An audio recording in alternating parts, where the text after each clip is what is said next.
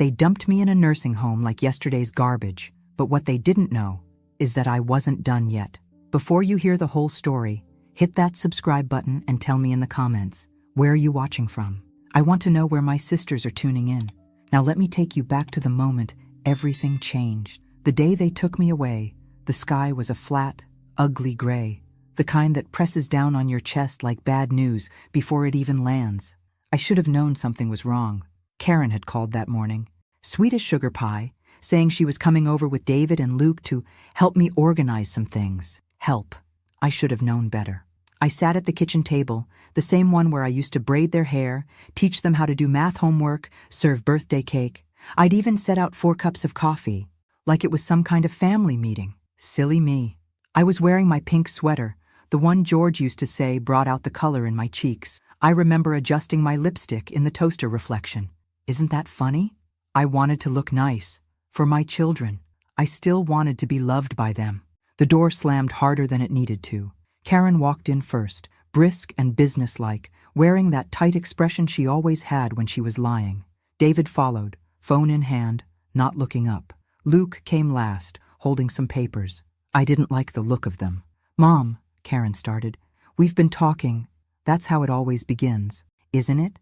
When they're about to rip your world apart. She explained it in a voice you'd use with a child, soft, patronizing. Said they'd found a wonderful place for me, a resort-style living facility in the hill country. Sounded like a damn spa commercial. I blinked, heart pounding, trying to understand. I'm not going anywhere, I said calmly. This is my home. Luke cleared his throat and slid the papers across the table. Mom, you've been forgetting things. We're just trying to protect you. Protect me? From what? My own life? I wanted to scream, to throw that stack of betrayal back in their faces. But instead, I stared at my hands. The same hands that had packed their lunches, stitched their Halloween costumes, held them during fevers and nightmares. Hands that had worked 2 jobs after George died, just to keep this roof over our heads. You already signed the power of attorney papers, Karen said softly. That's when my knees buckled. I didn't remember signing anything, but I had been tired. There were times when the days blurred, when I'd misplaced things. Nothing dangerous, just little slips. I trusted them. They were my babies. I never thought they'd use it against me. Within an hour, my bags were packed. They didn't even let me pick out which photo frames to take. Just one suitcase. That house, my house, full of memories, of love and sweat and heartache. They took it all from me in an afternoon. The ride to the nursing home was quiet. David drove. Karen sat beside him, tapping away on her phone. Luke stayed with me in the back, but he didn't look me in the eye. Not once. Mom, you'll love it there. They have bingo nights and movie screenings, he muttered. I wanted to laugh, or slap him. I did neither. We pulled into a beige complex tucked between a gas station and a dry cleaner. No trees, no garden, just pavement and beige walls. A woman in scrubs came out with a clipboard. She smiled too hard. That first night, I cried like a child. I pressed my pillow over my face to muffle the sound. I cried not because of the room or the cold sheets or the tasteless food. I cried because they'd stopped seeing me as a person. To them, I was just an obstacle, a burden to be moved. But let me tell you something. I'm not one for staying down. It took me a few weeks to stop being angry. I stayed quiet, observed. I saw the staff, kind but overworked. I saw the other residents, ghosts in cardigans, silent companions in the waiting room of life. But I also saw something else. I saw Ruth. She was in the common area, playing poker with a nurse, cackling like a villain in an old western. You bet your lunch money on that hand, baby, she shouted, slapping down her cards. I smiled. First time in weeks. She noticed. You knew? She asked, tilting her head. You've got that freshly betrayed by family look. I laughed. Actually laughed. And just like that, Ruth pulled me in. Then came Dottie, sweet as pie but sharp as a tack. Used to be a school librarian in Vermont. She noticed everything. Then Maxine, tough, tall, with eyes like she'd seen it all and lived to tell. Turns out she used to teach law at a community college before a fall messed up her hip. We started sitting together at meals, then at games, then late at night in the lounge, sipping tea and telling stories. One night, I told them what happened to me, about the betrayal, About my house. Maxine leaned back and raised an eyebrow. Did you sign over the deed? I shook my head. No, I think I still own it. Legally. Ruth let out a whistle.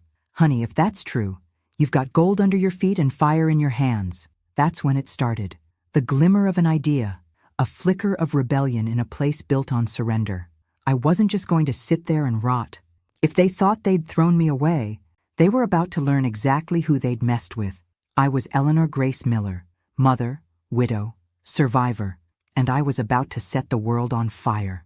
It started with a drawer. Room in Oak Hills. Senior living was just big enough for a twin bed, a dresser, and a narrow closet that smelled faintly of antiseptic and peppermint gum. I had unpacked my single suitcase with a kind of robotic numbness until I opened that last drawer and found it tucked in the corner. My old leather folio, the one I used to keep important papers in. My fingers trembled as I unzipped it. Inside was the original deed to my house, still in my name. Still legal. No signature from Karen. No stamp from a notary. Just mine. I sat down hard on the bed, the papers shaking in my lap. All the emotions I'd buried, shame, heartbreak, rage, came rushing back in a flood. My children had planned to sell my house. They hadn't done it out of love or concern. They wanted my home for themselves, probably to fix it up and sell it to some young couple for a profit. I clutched that deed like it was the last piece of me they hadn't stolen. And for the first time since George's funeral, I prayed. Not for strength, not for peace. I prayed for clarity, for a sign. And it came the next morning. Ruth barreled into the dining hall, wearing her lavender sweater with the rhinestone buttons. Guess who's back from her son's wedding? Maxine. And she's got stories. That was how Maxine rejoined our little circle. She'd been gone for a week to attend her youngest son's wedding in Austin. And from the way she rolled her eyes while pouring her black coffee, it hadn't gone well. New wife's a Botox doll, she muttered. Wouldn't know a book if it hit her in her lip fillers. We laughed, but I was distracted. I waited until breakfast was done, until the nurses had turned their attention to the resident who kept trying to flush magazines down the toilet, and I pulled Maxine aside. I need your help, I whispered. That afternoon, in the privacy of Maxine's room, she had a private, of course, she always found a way. We spread the documents across her desk. She looked at the deed, the copy of my will, and the medical POA that I now remembered vaguely signing after a bad fall last year. Right after Karen had come over with Chinese food and an urgent form. You didn't sign over the title, Maxine confirmed, tapping her red nails on the page. They have control over your medical decisions, sure, but the house, still yours. My heart thudded. Can they still sell it? If they try, and you catch it in time? No, but if they forge your signature, she trailed off. I gritted my teeth. Then I need to sell it first. She looked at me like I'd just grown wings. You serious? I want to sell my house. Take that money and get out of here. I want to live before I die, Maxine.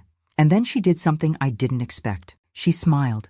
It took a few days to work out the details. We roped in Ruth, who claimed she once dated a real estate agent and still had his number, though he's probably bald and divorced now.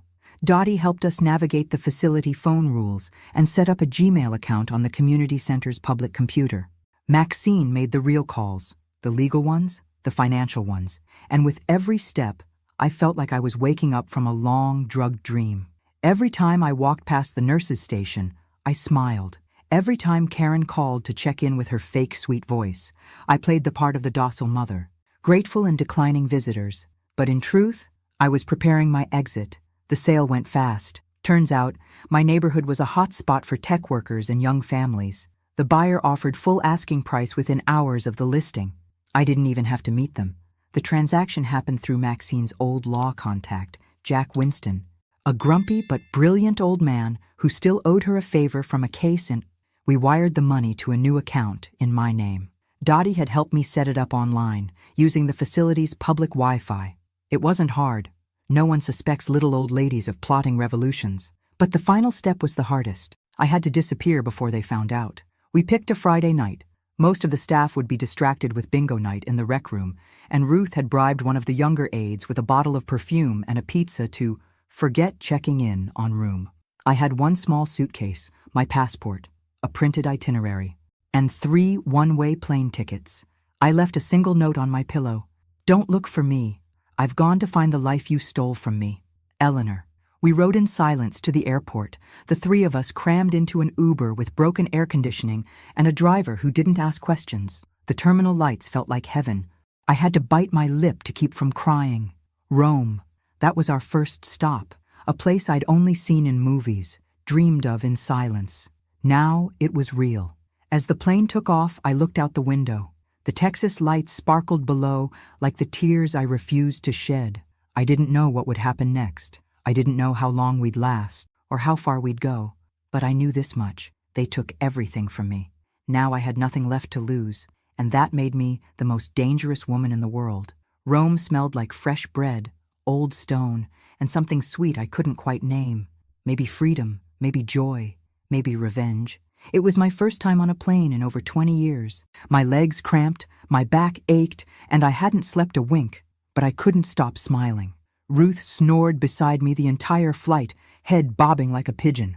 Dottie held my hand during takeoff and whispered every prayer she knew in both English and half-remembered Latin.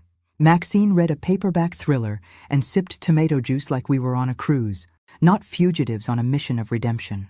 We landed in the golden blush of morning, with the eternal city stretching out below like a dream you don't want to wake from. Cobblestone streets, flower boxes hanging from windows, a man playing violin by a fountain. My God, I wanted to cry. We checked into a small pensione in Trastevere, nothing fancy, just clean sheets, warm bread in the mornings, and a view of ivy-draped buildings that made you believe in poetry again. The clerk didn't blink when 4 American women with gray hair and suspiciously few suitcases walked in. I suppose Rome had seen stranger things. That first day, we walked until our feet gave out. Ruth bargained with a street vendor for scarves we didn't need. Dottie bought postcards and wrote one to her high school sweetheart, who'd passed away 15 years ago. Maxine flirted with a cafe owner named Luca, who brought us tiramisu on the house. And me? I stood in front of the Colosseum and let the wind wash over my face. I was nobody's burden, nobody's discarded mother. I was Eleanor Grace Miller, alive. But freedom has a funny way of stirring up the ghosts. On our third night, I opened my email. I shouldn't have, but curiosity is a wicked thing. There were 10 messages from Karen. The subject line on the most recent one read, "What have you done?" I didn't open it. I didn't need to. I could already hear her voice in my head, shocked, panicked, furious. The house was gone. The money was gone. So was I. Maxine found me out on the terrace with my laptop in my lap and a glass of wine untouched. She sat beside me, her knee bumping mine. "You okay?" she asked. "I don't feel bad," I whispered, surprised by my own words. I thought I'd feel guilty. She lit a cigarette, even though she wasn't supposed to. "They had a choice, Ellie. They chose themselves. You just chose you back." The next day, we took a train to Florence. I'd always wanted to see the Duomo. Standing inside that cathedral, beneath a dome painted with heaven and hell, I thought about George, about the promises we made. I told him I'd take care of the kids no matter what. I never thought I'd need to protect myself from them. That night, I found the letters. We were staying in a tiny rental with peeling wallpaper and a creaky bed, and I'd unpacked my suitcase to find a lost sock. That's when I saw the folder. It had been tucked into a side pocket I rarely used, a manila folder with George's handwriting. There were 6 letters, all addressed to me, dated over a span of 5 years before he died. I read them in silence, sitting on the edge of the bed while the city hummed outside. In them, George talked about the kids, how he'd noticed their entitlement, their manipulation, how he worried about how they treated me when he wasn't around. He wrote about conversations with Luke that chilled him, suggestions that maybe it's time Mom moved out, even back when I was perfectly healthy. He'd seen the writing on the wall and hadn't known how to stop it. And then came the last letter. It was written just weeks before his heart gave out. "Ellie, if you're reading this, I hope to God I was wrong, but if they've turned on you, if you're alone, please remember this. You are worth more than what they've made you believe. Don't let them bury you before your time. Fight back, in whatever way you can. You've always been stronger than me." I cried like a baby. I clutched that letter to my chest and rocked on that bed, the pain of it and the love of it washing over me like fire. He knew. Even then, he knew. The next morning, I told the girls everything. Ruth was the first to speak. "Then we raise hell," she said. Maxine leaned in. I know a guy who still has contacts in media. We tell your story. All of it. Dottie nodded, eyes wide. We go public. Elder abuse, financial betrayal. You're not the only one, Ellie. You could help others. And just like that, my quiet escape became a mission. We reached out to Jack Winston again, who helped us write the story. He sent it to a journalist friend in New York, Megan Luce, with a syndicated podcast and a following of older women hungry for truth. Within days, Megan called. She wanted to fly out to meet us. Said she'd been looking for a story like this for years. And while we waited, we traveled. Venice, Nice, Lisbon. Everywhere we went, we danced. We laughed. We took pictures that looked like they belonged in a calendar for fierce grandmothers. And deep down, I knew something was shifting inside me. I wasn't just surviving anymore. I was healing. But as I stood on a beach in Portugal, the wind in my hair and the surf licking at my ankles, my phone buzzed. A number I didn't recognize. I picked up, expecting a hotel confirmation. Instead, I heard a voice I hadn't heard in years. Grandma? I nearly dropped the phone. It was Emily, my youngest granddaughter. She was crying. I found you, she said. Please, don't hang up. My heart stuttered in my chest. Emily, I know what they did. Mom and Uncle Luke. I saw the letters. I saw the podcast. I just want to talk to you. Please. And just like that, the ground shifted again. The past wasn't done with me, but neither was the future. I didn't answer her right away. The call ended with a promise. I told Emily I needed time. I said I wasn't ready. My hand shook so badly, I almost dropped the phone into the Atlantic. Ruth had to take it from me and place it on the lounge chair while I just stood there, frozen, staring at the water. She sounded sincere, Dottie whispered later that evening as we sat on the rooftop terrace of our guest house. The Lisbon sky stretched above us in shades of honey and blue. The sun was setting on another perfect day, and yet the past had risen up to find me again. This time, with the voice of a child I once rocked to sleep. She's still one of them, Maxine said, firm.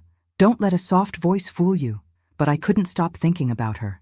Emily had been different, quiet, observant. She used to follow me around the garden when she was little, pulling weeds and asking questions about birds. I'd saved her drawings, her crayon letters, and she was the only one who hadn't stopped calling me until Karen cut me off from the grandkids altogether. She was 16 now. Almost grown, maybe old enough to see things for what they were, or maybe this was another trick, another setup. 2 days later, I got a text, just a photo.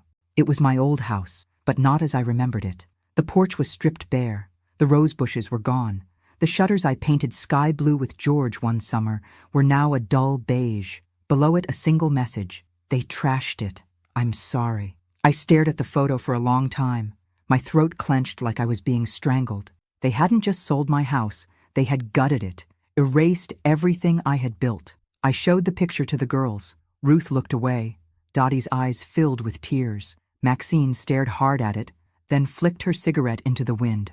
Time to go public, she said. The interview with Megan Luce happened in a quiet cafe overlooking the Douro River. She brought her recording equipment in a simple backpack and wore no makeup. She sat down with a warmth that felt like a hug and said, "Tell me everything." And I did. I told her about the sacrifice, the long nights working double shifts, the birthdays I made special with pennies and prayers. I told her about the manipulation, the lies, the betrayal that bled into my bones. I told her about the night they took me from my home, like I was furniture that no longer matched the room. When I finished, Megan took my hand and said, "You are not alone.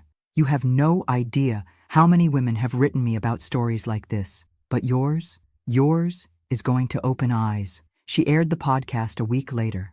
It exploded. Hundreds of thousands of downloads, messages from women across the country, survivors of the same betrayal, daughters who regretted it, sons who'd watched their mothers fade in silence. I became a symbol, not because I wanted to, but because I had survived. Karen sent me a message the next day. "How dare you?"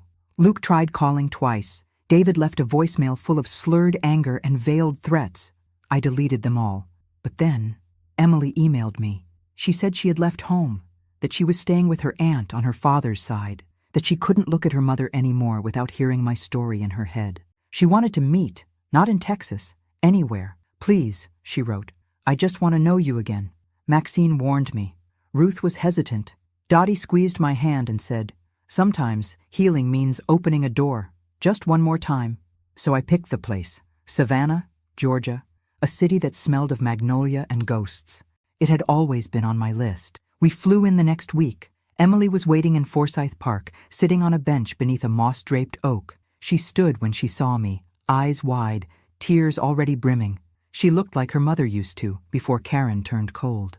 But there was something else in Emily's face, something raw, something searching.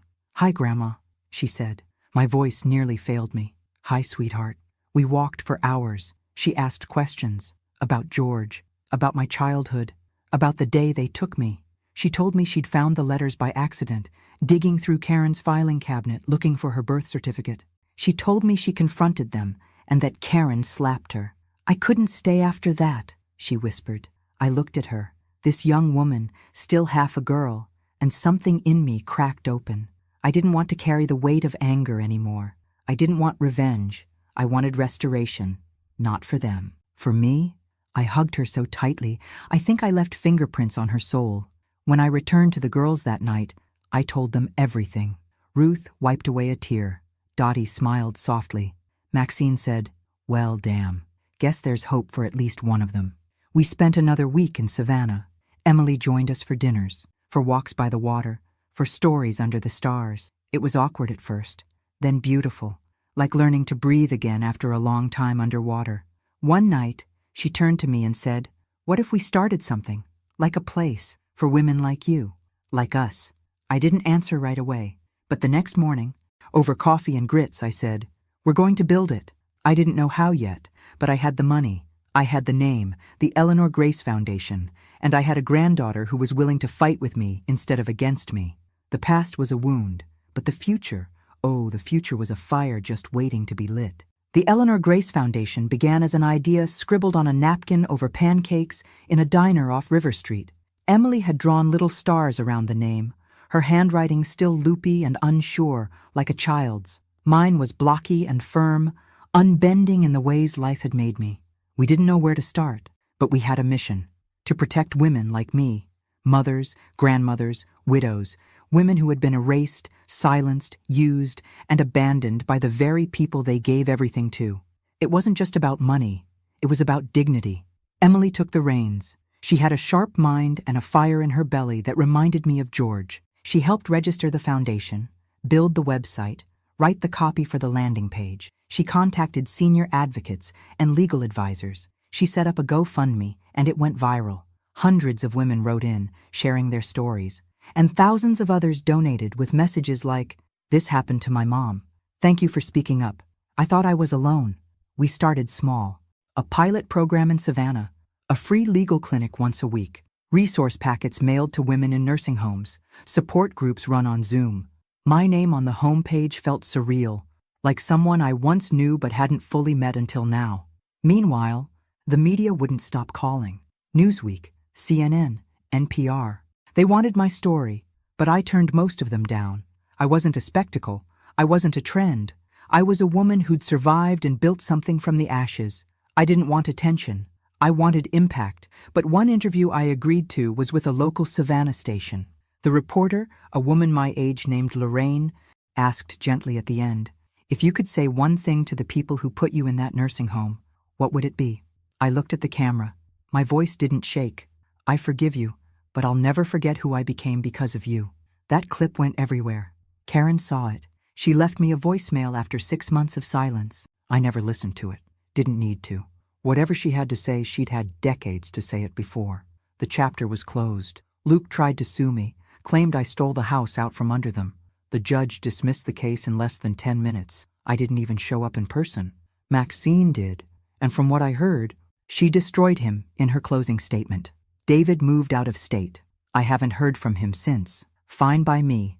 And Emily, she became my shadow and my star. She traveled with me when we opened our first foundation home in upstate New York, a cozy 5-bedroom house where women could live safely after being displaced by family abuse or neglect. We named the home Grace House. When we cut the ribbon, I cried so hard my knees buckled. Ruth had to hold me up. Speaking of Ruth, she met someone. Yes, that Ruth. It happened on a cruise ship we all took to Alaska the following spring. His name was Dennis, widower, bad dancer, great with chocolate martinis. She said he made her laugh like nobody else ever had. They now spend half the year in Florida, arguing over shuffleboard and pretending not to be madly in love. Dottie started a poetry blog that somehow gained over followers. She writes about grief and healing, and every entry ends with a little line just for me. And still, Eleanor rises. Maxine. Oh, Maxine. She's our legal director now, runs her mouth in court like she was born in a courtroom. She wears red lipstick every day and claims it's armor. And me? I'm still traveling, still telling the story, still fighting. The last thing I did before we closed the year was visit my old house, not to confront them, not to mourn, just to see. It had been repainted. The porch was redone. New owners, a young couple with a baby swing out front. I stood across the street, unnoticed. Just an old woman in sunglasses and a scarf. I smiled. That house wasn't my home anymore. Home was wherever I stood in my truth. Wherever women gathered to lift each other up. Wherever Eleanor Grace Miller refused to be forgotten. And as I walked away, a breeze swept through the street, carrying the scent of roses from somewhere nearby. I closed my eyes, and for a moment, I could almost feel George's hand in mine. We did it, I whispered. We made it. And in that still, sacred moment, I knew. This wasn't the end of my story. It was only the beginning. The cruise ship was like a floating palace, white and gleaming against the sapphire water, with gold lettering across the side. Celestial Dawn. We boarded in Seattle under a canopy of cherry blossoms, their petals drifting in the breeze like a blessing. The air smelled of salt and fresh starts. It was our reward, our celebration. One last promise fulfilled before the next chapter unfolded. I stood on the upper deck with Ruth, Dottie, and Maxine as the ship pulled away from shore. Emily was below in the cabin, finishing a virtual meeting for the foundation. She was leading a grant proposal to open 3 more homes in the Midwest. She had grown into this fierce, radiant version of herself, and I thanked God every day that she had found her way back to me and to herself. "Can you believe we're doing this?" Dottie asked, her hair wrapped in a floral scarf that fluttered in the wind. "We should have done this 30 years ago," Ruth said, sipping champagne and laughing. "But hey, late is better than never." Maxine pointed toward the horizon. "Look at that sky. I want to paint it with a martini in my hand." We all laughed. It was the kind of laughter that feels like air in the lungs after you've nearly drowned. That night, we dressed in our best and had dinner in the ship's ballroom. The lighting was soft, warm, like candlelight. The chairs were plush velvet, the silverware heavier than necessary, and the waiters smiled like they were in on some grand, elegant joke. Halfway through dessert, molten chocolate cake with raspberry drizzle, the band began to play. Not loud, not showy, just the soft strains of an old Ella Fitzgerald tune. And something happened in me. I stood. "I want to dance," I said. "For the first time in years, I want to dance." Maxine raised her eyebrows. Ruth beamed. Dottie clapped softly, already reaching for her camera. There was no one to dance with, no partner waiting on the other side of the ballroom. Just me, in a navy dress I'd bought on a whim in Florence, with shoes that pinched and a heart that was too full. But I walked out there anyway. The band watched me. The other passengers looked up, and I closed my eyes, and I danced. I swayed, slow and graceful, to music that wrapped around me like memory. I danced for every night I cried alone, for every holiday my children forgot, for every woman who sat in a sterile room and wondered if her life had already ended. I danced for George, for Emily, for myself. At some point, I felt arms around me. Someone had stepped onto the floor. Strong, steady hands guided mine. I opened my eyes. Dennis, Ruth's gentleman friend, smiling gently. He didn't say a word. He didn't need to. More people joined. Older couples, solo dancers. A small sea of strangers moving together under chandelier light. We danced, not like we were young again, but like we had finally remembered who we were. The music slowed. The final note lingered. And then the applause came. Not wild, not showy, just warm, deep, true. Back at the table, Emily had joined the girls. She stood and opened her arms as I walked toward her. "You looked like you were flying," she whispered, her voice thick with tears. "I was," I said. For the first time in my life, I wasn't dancing for anyone else. Later that night, We stood on the balcony outside our shared suite. The sea stretched endlessly, moonlight sparkling on the water. The northern lights began to appear, green and violet waves undulating in the dark. We watched in silence for a long time. "Do you ever miss them?" Emily asked quietly. "My children?" She nodded. I took a breath. "I miss who I thought they were. I miss the hope, but not the pain." She nodded, resting her head on my shoulder. "I'm sorry they hurt you." I kissed the top of her head. "You didn't. And you're helping fix what they broke. That's more than I ever dreamed." The sky danced for us. The water whispered of new beginnings. And I stood there, not as a victim, not even as a survivor. I was Eleanor Grace Miller, mother, grandmother, founder, fighter. And in that moment, I knew I had finally come home. Not to a place, but to myself. We reached Juneau just as the sun began to set behind the icy peaks, casting golden light across the ship's bow. The harbor was quiet, gentle waves lapping against the dock as we stepped onto solid ground, bundled in layers, our breath curling in the cold Alaskan air. The others decided to explore the local shops and try some crab legs. Emily and I, though, took a different route. We booked a small helicopter tour, something we'd never done before. Neither of us had the stomach for heights. But that was the point. "I want to see the world from the top," I told her. For once, the pilot, a woman named Sam with a voice like gravel and the calm of someone who's seen storms up close, helped us into our seats. Emily gripped my hand as the rotors began to spin. I grinned like a fool. We lifted into the sky, and the world below began to shrink. Juneau became a miniature town in a snow globe. The mountains opened up, vast and white and wild. Glaciers cracked and shimmered like rivers of ancient glass. We hovered over one of the largest glaciers, and the sun broke through the clouds, turning the ice into something almost holy. I'd never seen anything so vast, so untouched. It made me feel small, not in a bad way, but in a beautiful, awe-filled way, as if everything I'd endured was a prelude to this moment. "I'm glad you didn't give up," Emily said softly over the headset. I turned to her, tears stinging my eyes. "I almost did, you know, but then you called." She squeezed my hand. "I think you saved me too." We landed on a flat stretch of ice, wrapped in thermal blankets as we stepped out into the crisp air. It was just us and the silence of snow, the kind that hushes everything. Pain, memory, fear. I took out the last letter George had written, the one I'd carried with me all this time, and I let it go. I watched it drift across the ice, carried by the wind, weightless. It fluttered, spun, and disappeared into the white. It was time to stop carrying the weight. Later that night, we returned to the ship and found the others waiting with champagne. "To Eleanor," Ruth toasted, holding her glass high. "The fiercest damn woman I've ever met." "To Grace," said Dottie. "In every form she comes in." "To second chances," Maxine added, and winked.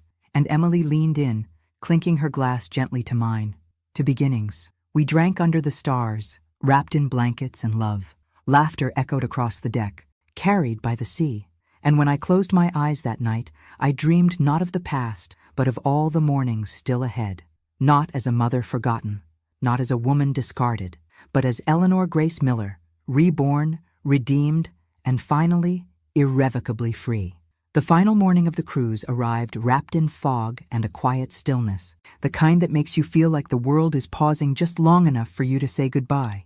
I stood at the rail of the ship, coffee in hand, watching the coastline of Alaska slip further behind us. I thought I'd feel sad, but I didn't. I felt full. Emily joined me, still in pajamas and a wool scarf wrapped haphazardly around her neck. "Today feels different," she said. "It is," I replied. "It's the last day of running." She looked confused. Running from what? I turned to face her fully. From grief? From guilt? From everything I thought I failed to be? Her eyes softened. "You didn't fail, Grandma. They did." I smiled gently. "Maybe, but I don't want my life to be defined by what others did to me. I want it to be defined by what I chose to do anyway." After breakfast, we held a small ceremony. Just the 5 of us. We gathered in the private lounge, away from the crowds. There was no stage, no speeches, just stories. We took turns sharing the names of women we'd known who were lost to silence, who were discarded or forgotten. Ruth spoke of her sister. Dottie read a poem she'd written the night before. Maxine lit 5 candles, one for each of us, and one for every woman we'd met on our journey who never got to live hers freely. And I told the story of my life, not the pain, not the betrayal, but the parts I'd rediscovered, planting tomatoes with George, rocking babies on the porch, dancing barefoot in the kitchen to old Motown records. I told them about my first kiss behind the bleachers, the time I hitchhiked across the state line with my best friend at 17, the Christmas I surprised the kids with a puppy named Comet. I told them about the fire inside me, and I told them how, for years, I let others pour water on it. But here's the thing about fire, I said, voice steady. If you protect the spark long enough, it will burn again. We each took our candle and set it afloat in a glass bowl, watching the flames drift and flicker on the water's surface. I looked around at the women who saved me, who reminded me who I was, and at Emily, my legacy, and my future. I'm going home, I said softly. 4 heads turned toward me. I'm not going back to Texas, I clarified, but I'm building something permanent, a real place, a headquarters for the foundation, a retreat, a home for any woman who needs one.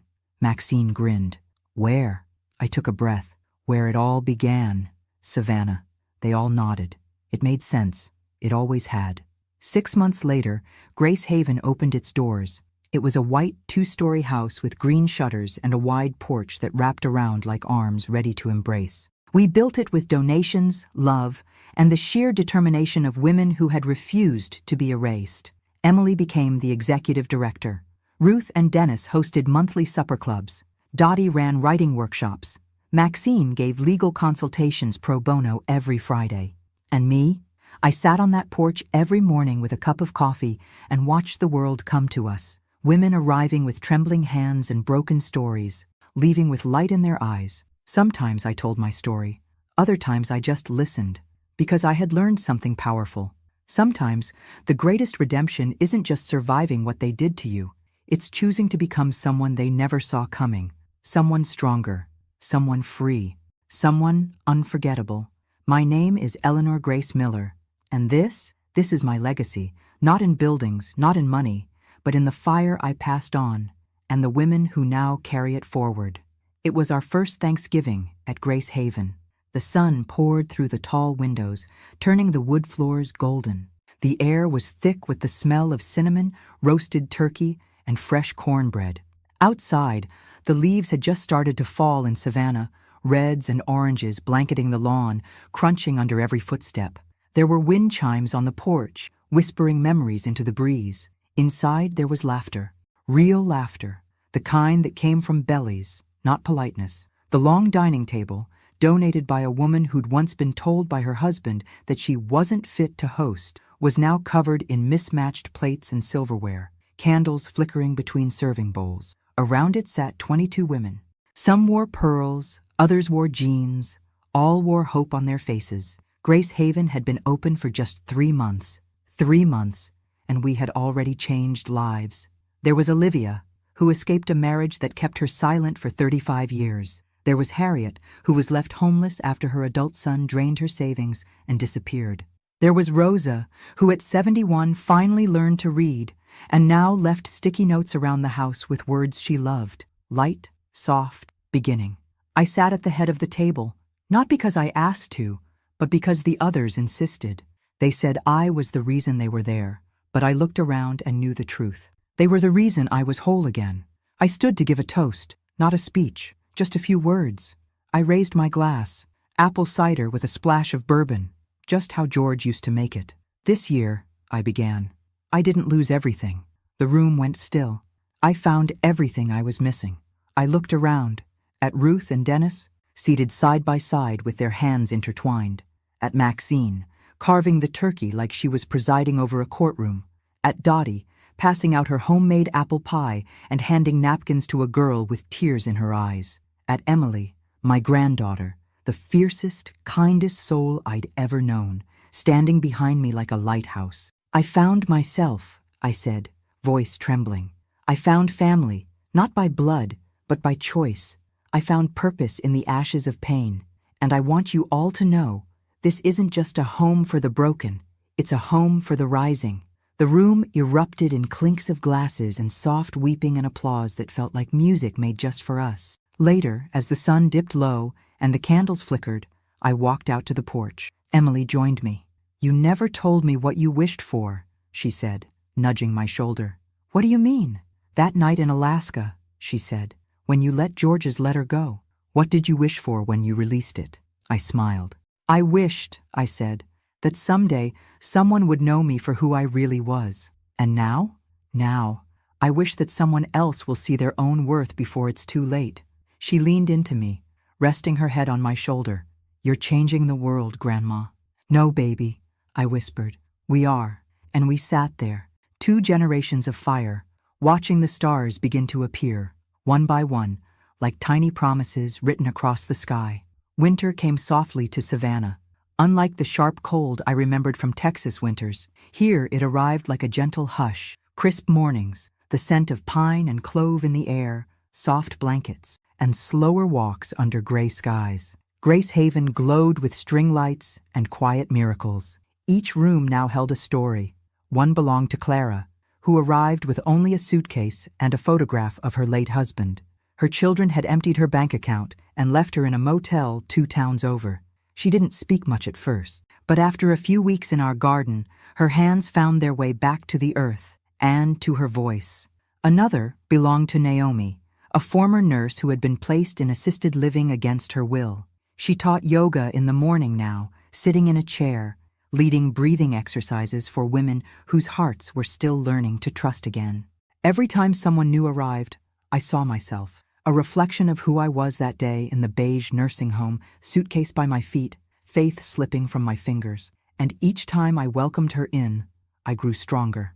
In January, we held a special gathering, our first night of names. It was Dottie's idea, and it was beautiful. We each stood in a circle, holding a small candle, and said the name of a woman we wanted to honor, a mother, a friend, a version of ourselves we'd left behind. When it came to me, I said simply, "Eleanor Grace Miller, the one who stayed too quiet for too long." And I let that silence stretch. Not out of grief, but respect. That woman, that version of me, deserved to be remembered too. She kept going when no one thanked her. She loved even when it hurt, and she finally stood up when it mattered most. After the ceremony, Emily found me in the kitchen, tears drying on her cheeks. "I want to write a book," she said. "About you. About all of this." I laughed. "You think people would want to read about a grandma who sold her house out from under her kids and ran off to Italy with a pack of retired rebels?" "Yes," she said, dead serious. "Because they're out there, Grandma. All the women who feel stuck, who think it's too late, who think they're too old to change anything. I want them to know it's never too late." That night, I started jotting notes in a spiral notebook. Memories, lessons, truths no one teaches you until it's nearly too late. I didn't know if it would become a book, or a blog, or a box of letters for the next generation. But I knew one thing. My voice wasn't going quiet again. February brought unexpected news. The foundation had been nominated for a national award, the Women of Strength Legacy Grant, awarded to initiatives that empowered older women with dignity, autonomy, and voice. Maxine read the email aloud in the common room.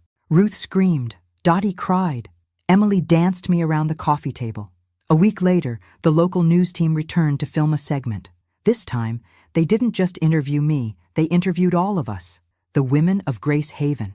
Each one shared her story, and the camera captured something no words could fully hold: their power. When the segment aired, we received over 3,000 emails in 48 hours. 3,000. Women asking for help, daughters trying to help their mothers, grandmothers asking if there was a Grace Haven near them. We were overwhelmed, and then we were determined. We began to expand. Another home opened in Asheville, one more in Michigan, and a third planned for Oregon in the fall. And through it all, I kept my morning ritual. Coffee on the porch, a notebook in my lap, a quiet prayer on my lips, not for justice anymore, for joy, for the life I never thought I'd get to live.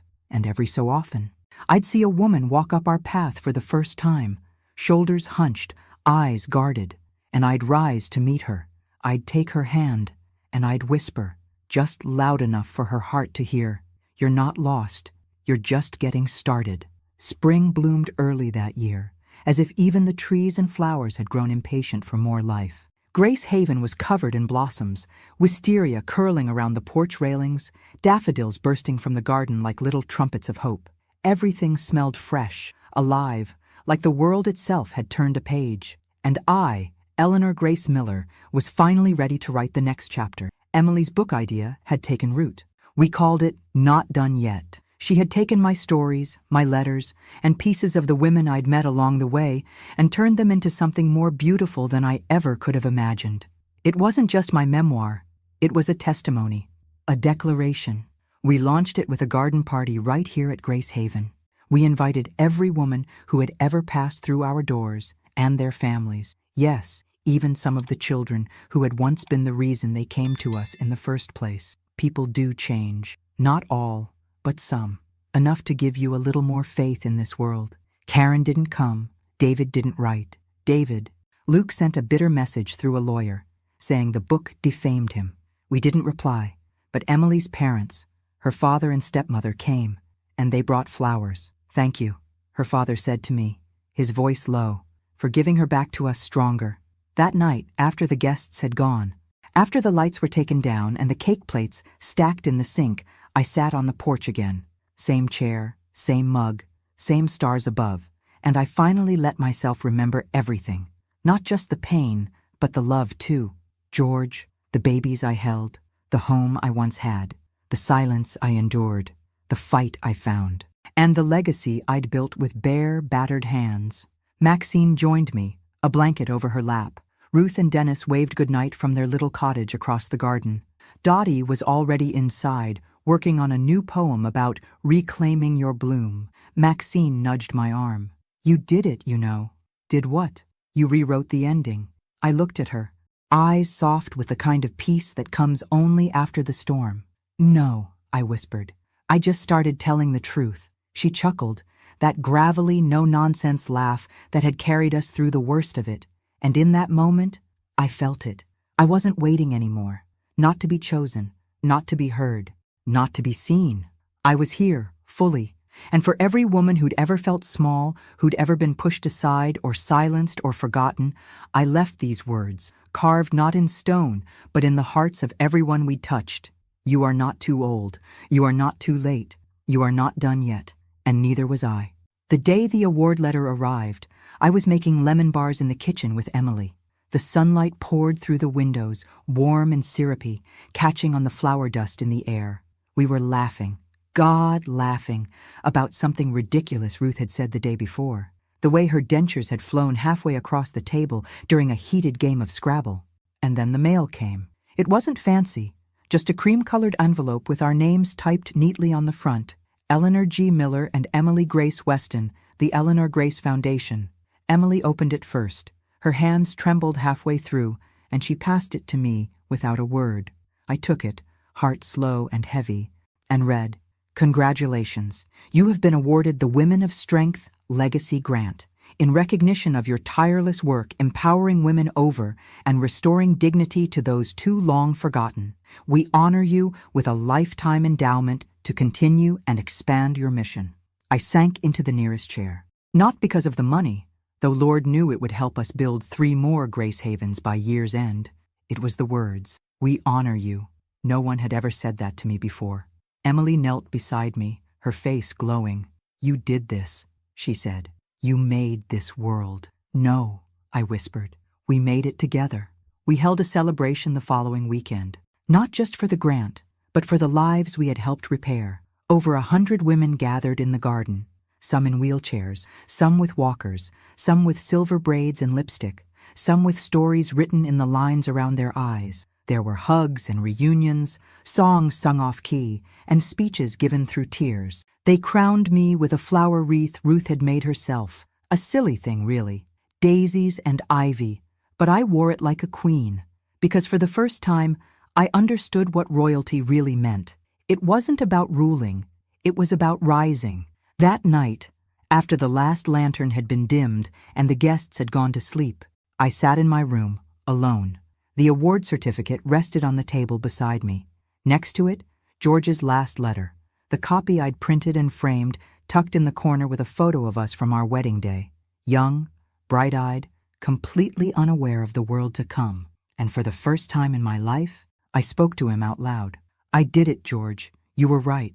I was stronger than I ever knew. My voice cracked. But I wasn't alone. A soft knock on the door interrupted me. Emily peeked in. Sorry, she said. Just wanted to say goodnight. Come sit, I said, patting the bed beside me. She curled up like she did when she was little, her head on my shoulder. I'm proud of you, I told her. I'm proud of you, she whispered. You turned ashes into light. We sat there, no need for more words, the silence between us full of everything sacred. And when she finally left, I stood at the window, looking out over the garden where so many had healed, where I had healed. And I realized something. This wasn't a second chance at life. It was life, the one I had always deserved. And with the moon glowing above and spring thick in the air, I closed my eyes and smiled, because I had finally come home, not to a house, but to myself. Thanks for listening. Don't forget to subscribe and feel free to share your story in the comments. Your voice matters.